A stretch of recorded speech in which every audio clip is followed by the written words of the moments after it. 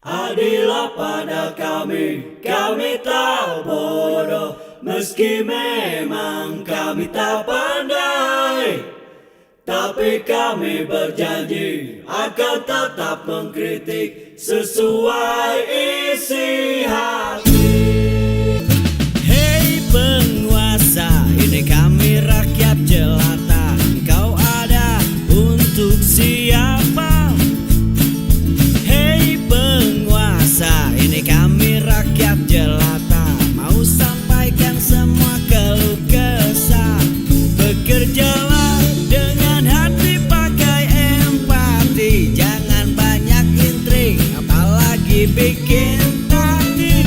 Bijaklah dalam membuat peraturan. Jangan sampai bikin aturan yang berat sebelah. Menteri Prabowo banyak yang bermasalah. Rakyat menunggu reshuffle di 100 hari kerja. Guys, kalau dipikir-pikir, ada banyak banget ya Menteri Prabowo yang bermasalah, kayak hina penjual es teh, patwal arogan, di demo pegawai sendiri, dan lain-lain. Nah, dari berbagai masalah ini, muncul harapan biar Prabowo tuh reshuffle para menterinya di 100 hari kerja ini loh. Hal ini dijelasin sama analis komunikasi politik Henry Satrio. Bagi dia, masalah-masalah yang dilihat rakyat ini bisa jadi alasan kenapa rakyat pengen adanya reshuffle kabinet. Bahkan, setelah dilantik Oktober kemarin aja, udah ada yang nanya, kapan bakal di reshuffle? Kalau menurut kalian, siapa aja guys yang cocok dicopot dari jabatan menterinya Prabowo?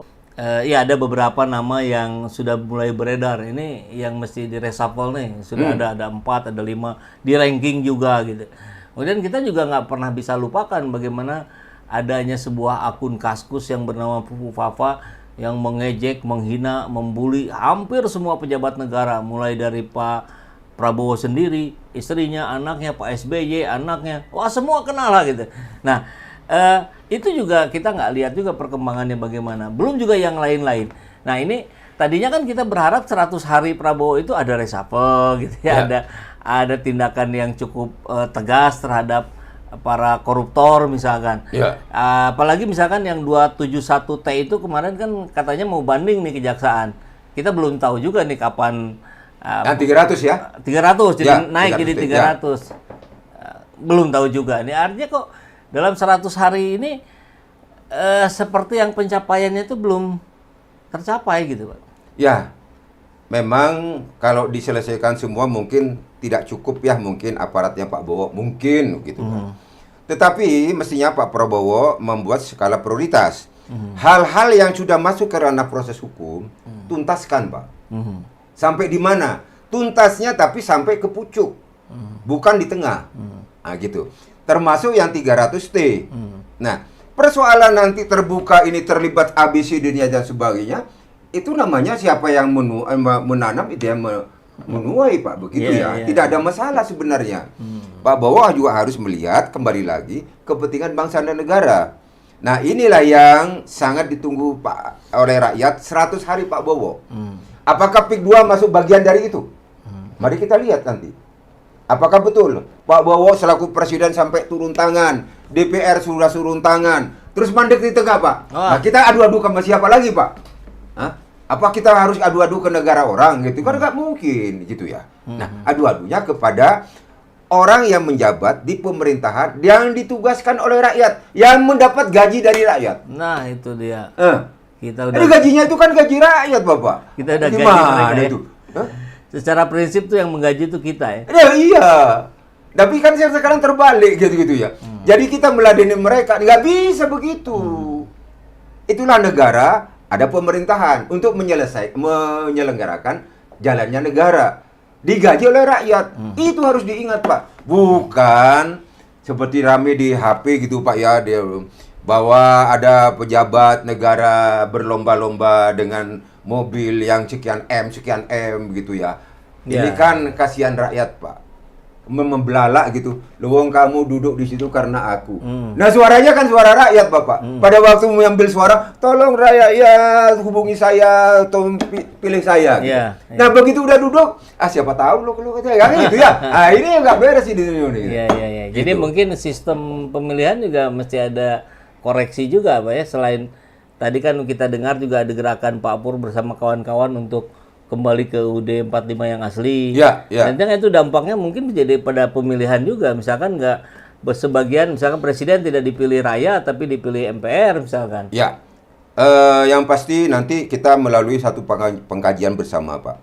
Saya sudah sampaikan ke Pak Hatta selaku ketua tim, gitu Pak ya, bahwa nanti melibatkan seluruh unsur, baik dari kalangan sipil maupun militer, purnawirawan. Sehingga keputusan itu merupakan keputusan bersama. Yang pasti Pak, kalau kembali ke UUD 45, Presiden adalah mandataris atau petugasnya rakyat melalui MPR. Sehingga pembangunan tidak ada lagi seperti sekarang. Nah, saya Presiden, maunya saya bangun begini. Bapak jadi Presiden, maunya saya begini. Ya nggak bisa begitu. Nah, sudah ada aturan di JBHN kan gitu ya. Tinggal melanjutkan. Presiden yang sudah turun tidak usah bingung, akan dilanjutkan pembangunan itu presiden berikutnya. Tapi yang lalu kan Jokowi lanjutkan ya, ketakutan. Kenapa harus takut kan gitu ya? Karena hutang udah terlalu besar dan banyak masalah. Ya, berbicara hutang Pak, inilah yang kadang-kadang negara kita masih dibandingkan negara orang lebih kecil katanya. Iya, kalau ada pendapatan yang besar. Nah ini ngutang pendapatannya belum ada, masih mikir APBN aja nggak cukup. Nah bagaimana Bapak cara berpikirnya? APBN ngandelin uang kita, uang rakyat. 80%. Ya, 82,4% dari pajak Pak. Luar biasa itu. Sumber alamnya hanya 7,4. Padahal mestinya bisa berpuluh kali lipat. Nah ini. Kalau dikelola dengan benar. Kemarin waktu zaman Jokowi, kita jualan pasir ke Singapura ya. Mana duitnya Pak? Itu kan nggak ada tanam-tanam Pak. Tidak ada menyiangi tanaman. Tinggal ambil pasir ya, perusahaan yang ditunjuk.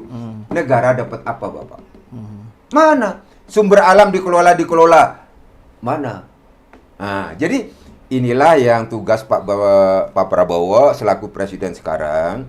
Bagaimana sekarang untuk melindungi seperti kata Pak Bowo, bahwa sumber alam akan dikelola sendiri untuk kemakmuran rakyat. Yang sudah berjalan ini Pak, tolong proses hukum.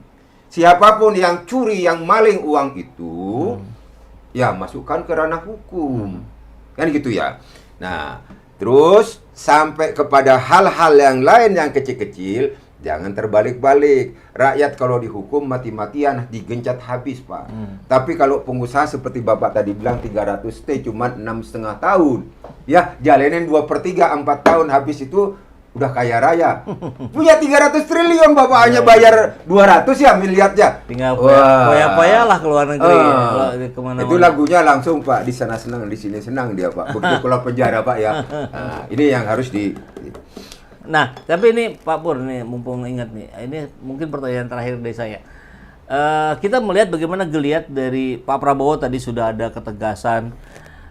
Bu Titi sudah turun ke jalan ke pantai ya, pantai Tangerang ya. Konteksnya sebagai Gerindra lah, ya. Artinya kan sebagai partai penguasa.